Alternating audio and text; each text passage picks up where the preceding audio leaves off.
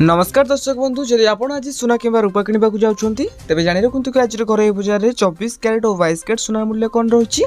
तेज आज भारतीय बजार में 24 क्यारेट सोनार मूल्य 1,25,620 टंका रही है बेले 22 क्यारेट सोनार मूल्य 1,15,150 टंका रही एपरिक मुंबई में 24 क्यारेट सोनार मूल्य 1,25,620 टंका रही है बेले 22 क्यारेट सोनार मूल्य 1,15,150 टंका रही तेज नुआ दिल्ली में 24 क्यारेट सोनार मूल्य 1,25,770 टंका रही है बेले 22 क्यारेट सोनार मूल्य 1,15,300 टंका रही एपरिक दक्षिण भारत प्रमुख सहर चेन्नई में 24 क्यारेट सोनार मूल्य 1,25,450 टंका रही है बेले 22 क्यारेट सोनार मूल्य 1,15,000 टंका रही